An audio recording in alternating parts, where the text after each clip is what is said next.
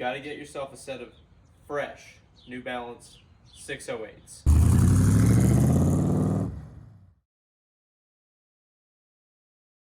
Hey everyone, thanks for tuning into the channel. So today we're going to be going over my 1979 Corvette and getting it back on the road. So we've had this car in the family since about 1986, somewhere in that neighborhood. My dad bought it. It was his daily driver for a really long time. I mean, I didn't even come along until 1993. So I really didn't know much about it growing up. I mean, we always rode around in it. It was really cool. My dad would throw us golf clubs in the back and we'd go golfing, those types of things. Didn't really get a true interest in it until I started driving. So around the age of 16, that was probably 2010 time frame, something like that. And I remember we did a brake job on it and I started like learning things about cars, right? And then we got it, driving pretty good. I actually drove it a bunch to my high school senior year. I drove it to prom. It was really cool. And then since then, not a whole lot. I mean, I think I did the suspension maybe about 8 years ago, the front suspension that is, and just a couple of other things here and there just to keep it up. And then in 2020, my dad moved out to Alabama. He took the car with him, enjoyed it for a few years, but then he shipped it back about 2 years ago. When I pulled it off of the trailer, the brakes didn't work and the e-brake was stuck on. So kind of an interesting combo, and that's in this video what we're really working through. I don't think I started hitting the record button, if you will, until I started putting it back together. So you guys won't really see the disassembly side of it, but you'll see me putting it back together, and then you'll see us getting it started and back on the road. So that was really exciting for me. I hadn't driven the car in about 6 years, and so that was really fun. A couple of fun facts about this thing. So this is the L82 model, so it was the higher performance of the two. I think saying higher performance is kind of, I don't know, a weird thing to say because the high performance model had 225 horsepower. The lower performance one having only 195. Kind of crazy. I think there was 53,000 of these built roughly in 1979, and only 14,000 of them had the L82 engine, which was a forged bottom end and the higher horsepower model from various things like the intake, carburetor, etc. that gave it that extra horsepower. I'm sure the compression ratio is probably a little bit different. I don't know all the details. It's also paired with a manual transmission, which I guess there was only about 4,000 manual transmissions put in these cars in that year. So it is kind of, I wouldn't call it a rare combo, but a somewhat unusual combo. It's a really fun car to drive. It starts right up, which is kind of crazy, especially considering the gas is super old in it. But yeah, really excited to have this thing back on the road, and then we're going to take it to a car show later in the video. And basically it's actually my high school's car show. It's for their auto tech club. I thought it was going to be at the high school, so that would have been kind of cool to go drive it back to the high school.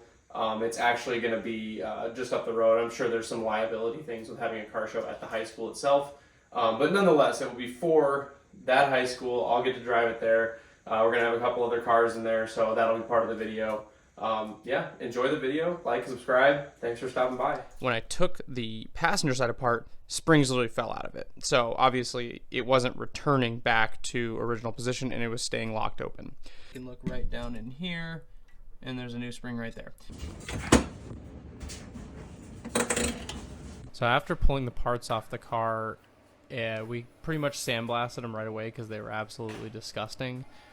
And then once you sandblast it, you pretty much got as raw of metal as you can, and even fingerprints will leave really bad rust marks. So wanted to get them painted as quickly as possible. And so we got them obviously cleaned up and made sure that they were all good to paint. One downside was that as we went to go start rebuilding them and you get some brake fluid and brake clean and things like that on them, the paint starts to come off a little bit. So at the very end of the project I did a quick recoat of black paint before we put them back on there.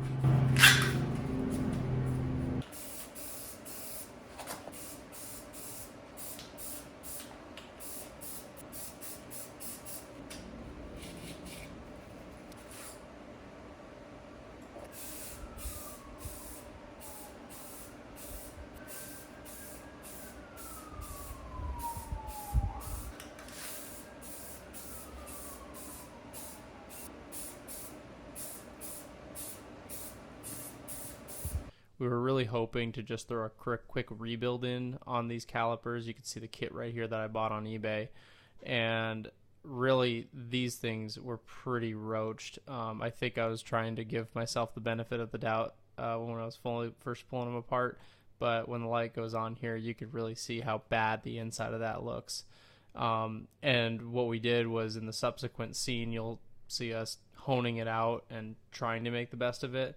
And I really thought we could reuse them, but I ended up just buying brand new calipers for the rear. So when we eventually go to assembly, you'll see that they are like a brand new silver caliper. They're not the black like you see there. So this is the result of the hone job. It looked pretty good, but if you run your fingers up through there, there's a few ridges. So didn't want to risk having these leak once we finished it up. So I'm going to take the fronts apart now and see if they're in any better of condition. You know, this could turn a little bit expensive.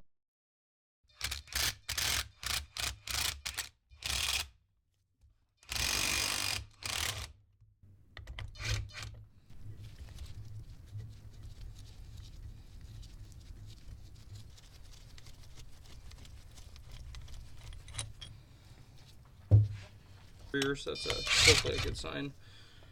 I really hope these look okay on the inside. I think at one point the front calipers were replaced in this car. Just gonna remove the O-rings right now while I'm here.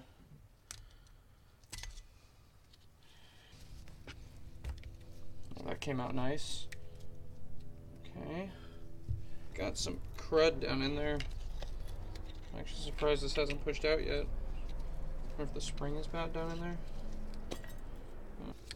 That looks a lot nicer than the rear did.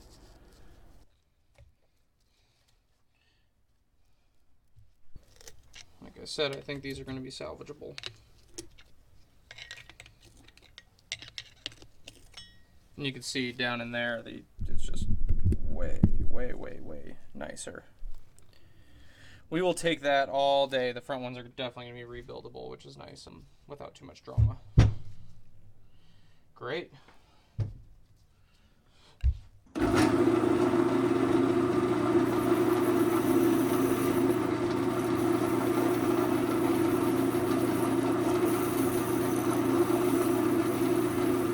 If you're looking for a more thorough walkthrough of rebuilding these calipers, I made a separate video that you can find the link for down in the description of this video. It'll walk through the start to finish process, highlighting the tools that you'll need, and go through it a little more step by step in this fast forward scene.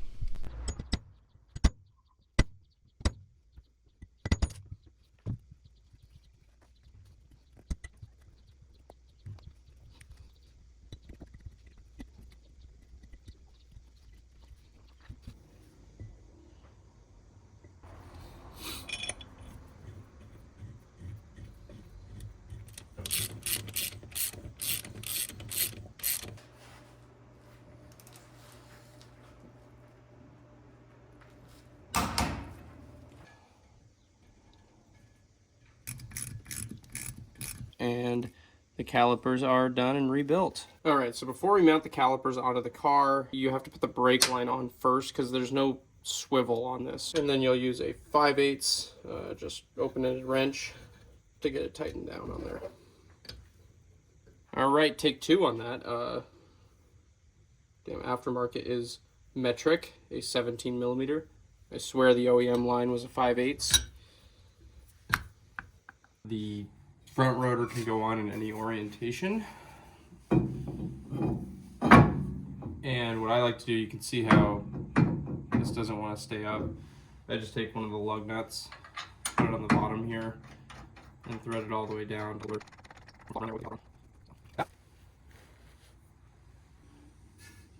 feed the brake line through right there.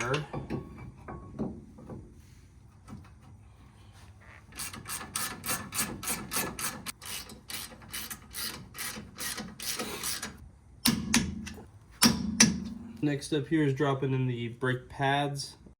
So I really thought dropping in the brake pads was going to be as simple as saying that, but once I got down to it, compressing the pistons, trying to stuff them in there was just a real nightmare. I think it took me like 5-10 minutes to try to get these pads in this side. And you'll see in the next clip where on the other side I tried preloading the brake pads into the caliper and slamming it on, and it took like 10 seconds. It was extremely enlightening as to the proper process for putting this on there. Oh my god. I should have just done that on the other side.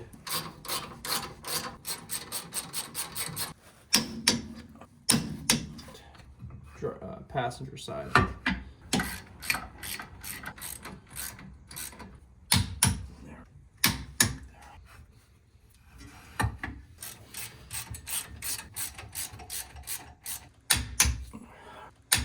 Now we want to check and see if the rear lines are clear before we hook them up to the brand new calipers. So just got a hose that's hooked up to the end of this line here. Got it taped up to a water bottle. I have the same thing on the other side. We're going to disconnect the rear line from the master cylinder, blow some compressed air through it, and make sure it's all nice and clear before we hook these up.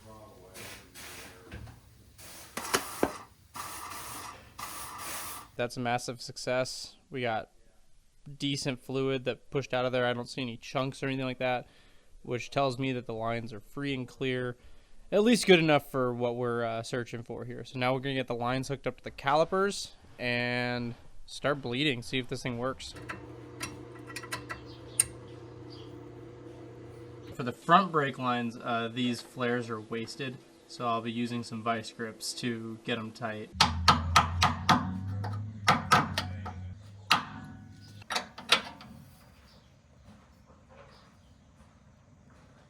You can pump and hold. All right, brakes are bled, and we got a pretty dang stiff pedal, so I'm excited for that. No leaks from what we could tell, so I'm actually super surprised because I wasn't sure on that caliper rebuild if it was going to work out, but it seems like it did. We're just going to quickly check all the fluids and then hopefully start this pig. Went to pull the dipstick out, which is the dipstick that was in the car.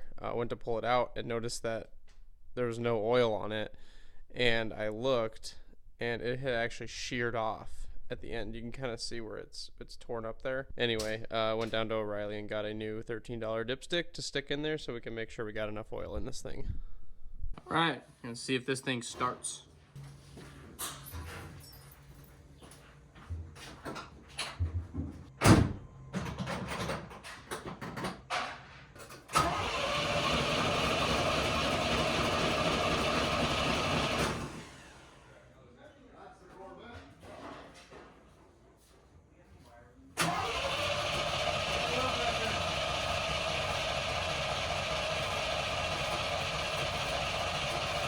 Ain't got no gas in it.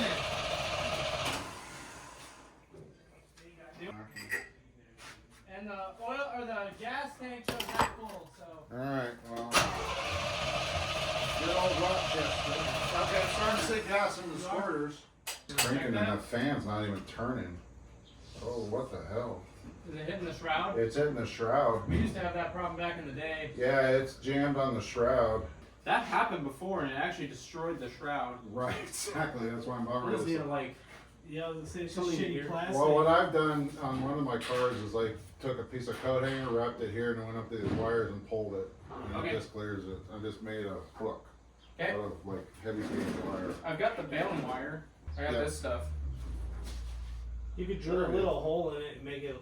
Yeah, and then loop it here, Yeah. and then loop it here. Yeah. It's good.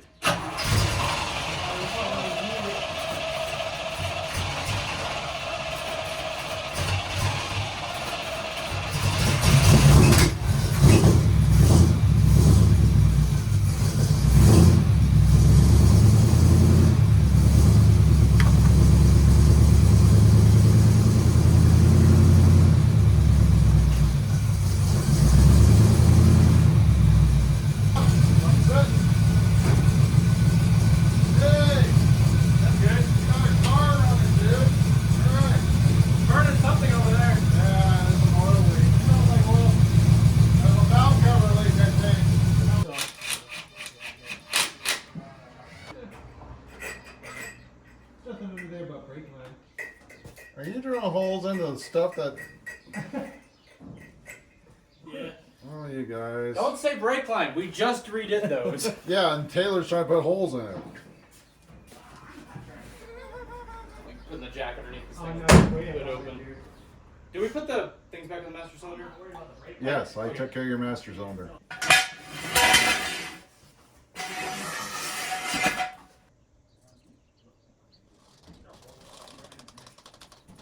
And so, with warranty. Alright, first time driving it in 6 years.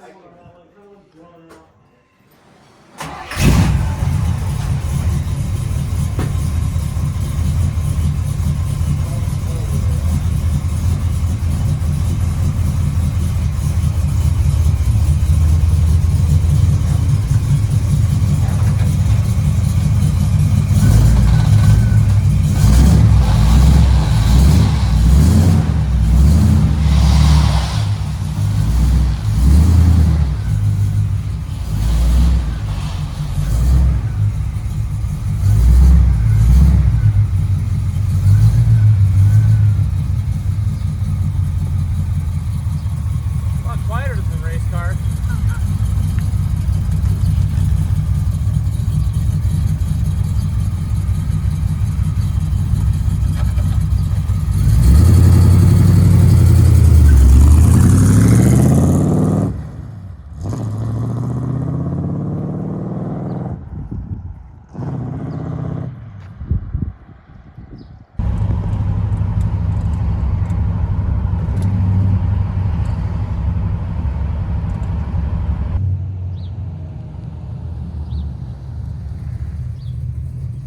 Alright, it's the day of the car show. It's a balmy 40 degrees out here, and in true Greg fashion, I am washing this thing an hour before the car show. It's about 8 a.m., and like I said, 40 degrees. And I didn't want to get my pants and shoes wet, so this is the ticket. Let's get some.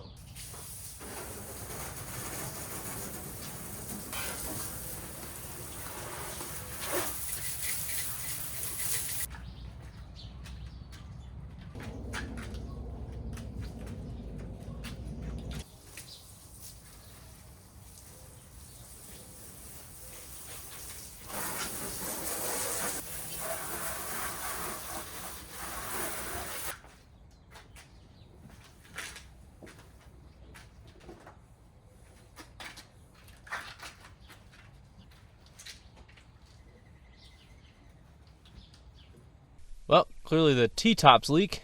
That'll be a fun one. All right, so there's some very important things you need to consider when you're taking your C3 Corvette to a car show. The first and most important is your shoes. You got to get yourself a set of fresh New Balance 608s. Mandatory. I don't know what else to tell you. If you got a C3 Corvette, you got to own a set of these bad boys. Next up, and this is for Arizona in the winter, definitely some jeans, preferably made in USA. I get these from a company called Origin USA. Freaking awesome. And a car shirt. Now, as we get into the summer, you may want to opt for some jorts. And don't forget the white tube socks. We'll see you at the car show.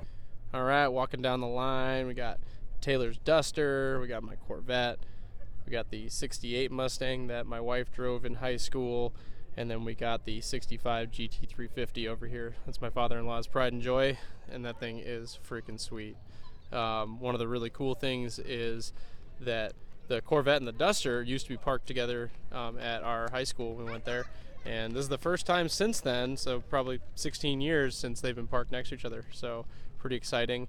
And ironically enough, this car was also in the same parking lot. We just didn't really hang out with my wife at the time until after high school, ironically enough. So pretty cool to see all these cars together. Great day.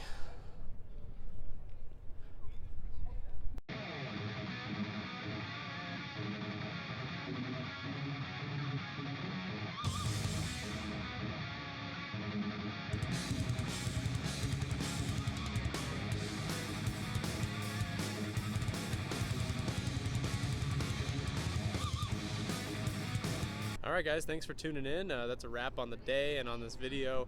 It was really great to get that Corvette back on the road. I'm super stoked. Gonna just keep doing some work on it, some performance upgrades for the engine. Got to rebuild the rear suspension and probably rebuild the rear differential too, is making some noise. So laundry list of items, you'll see it coming up. I think the next project we're gonna be working on is getting a V8 for this Duster and getting that rolling. So stay tuned, like, subscribe. Hope you guys have a great day.